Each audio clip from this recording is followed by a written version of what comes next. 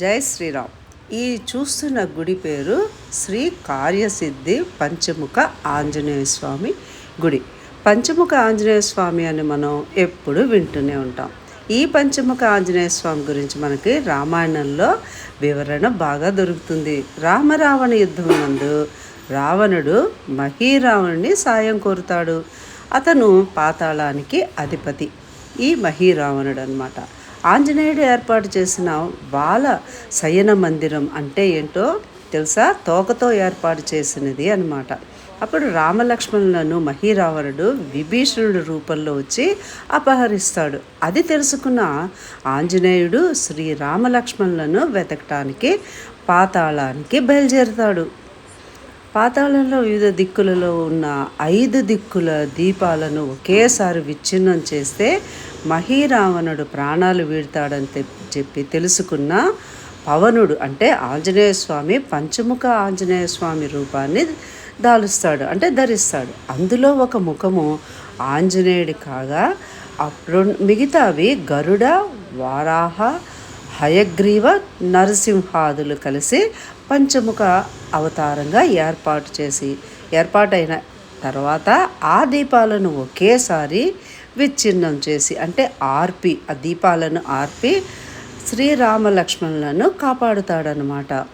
పంచముఖ ఆంజనేయ స్వామి శ్రీరాముడికి పరమభక్తుడు. హనుమంతుడు భక్త సులభుడు. భక్తుడికి కరుణా కటాక్షాలను కలగాలంటే శ్రీరాముణ్ణి పూజించి భజన చేస్తే చాలు, ఆంజనేయ స్వామి అక్కడే ప్రత్యక్షమై ఉంటాడు. ఆంజనేయ స్వామి నవావతారాల్లో ప్రసన్నాంజనేయ స్వామి, వీరాంజనేయ స్వామి, విసంతి భుజ ఆంజనేయ స్వామి, పంచముఖ ఆంజనేయ స్వామి అని, అష్టదశ భుజ ఆంజనేయ స్వామి అని ఇలాగా అనేక రకాల పేర్లు ఆయనకున్నాయి. ఇది తూర్పు ముఖాన్న హనుమంతుడు తూర్పు ముఖంగా ఉన్నది పాపాలను హరించి చిత్తశుద్ధిని కలగజేస్తాడు. ఆంజనేయ స్వామి తూర్పున అభిముఖుడే బాధలు కష్టాల నుంచి రక్షిస్తాడు. దక్షిణముఖంగా ఉన్న ముఖంతో ఉన్న ఆంజనేయ స్వామి కరాళ ఉగ్రహ నరసింహస్వామి శత్రు భయాన్ని పోగొట్టి విజయాన్ని కలుగజేస్తాడు. నరసింహ దక్షిణాభిముఖములు దుష్ప్రభావాల నుంచి రక్షిస్తాడు.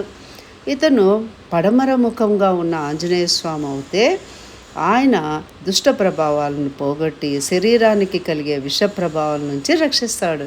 గరుడ పడమటి దిక్కు వైపు ఆసీనుడే అంటే ఉండి ఆయుర్దాయాన్ని కాలాన్ని పెంపొందిస్తూ ఉంటాడు ఇతను.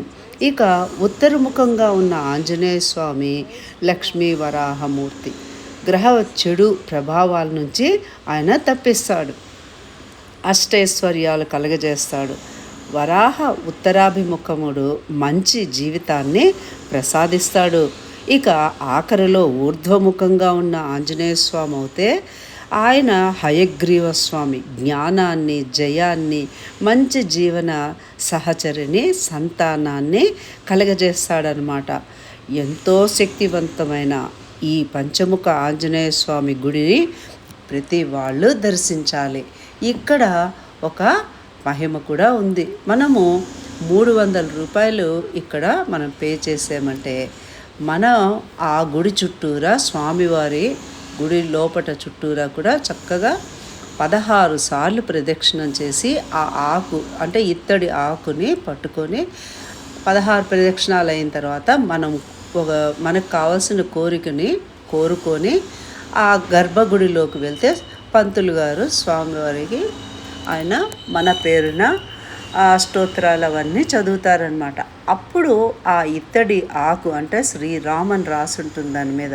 అక్కడ పవర్ఫుల్ అంటే శక్తివంతమైన ధ్వజస్తంభంలో స్వామివారు ఉంటారు కదా, అక్కడ ఆ ఆకుని మన పేరుతో కడతారు. అంటే ఎవరు కుటుంబ పెద్ద వాళ్ళ పేరుతో కడితే కుటుంబాన్ని అంతటి కూడా అది చెందుతుంది కదా, అలాంటి సౌకర్యం కూడా ఇక్కడ ఉంది. మనం 1000 రూపాయలు కట్టామంటే మనం 16 సార్లు తిరగకుండా స్వామివారికి పంతులు గారే పూజ మన పేరున అభిషేకం అర్చన అన్నీ చేసి ఆయనే ఆ ధ్వజస్తంభానికి ఆకు కట్టేస్తారనమాట. మనకి ఎలా వీలో అలా చేసుకోవచ్చు. ఎంతో సువిశాలమైన ఈ ప్రాంగణం గుడి ఎంత ఆహ్లాదంగా శక్తివంతంగా ఉంది. ఇక్కడ ఎటు చూసినా రామ సీతారామ లక్ష్మణ భరత శత్రుఘ్నులు అందరూ జాంబవంతుడు అనేక మంది దేవతలు ఇక్కడ కొలువై ఉన్నారు. తప్పకుండా దర్శించండి. జై శ్రీరామ్.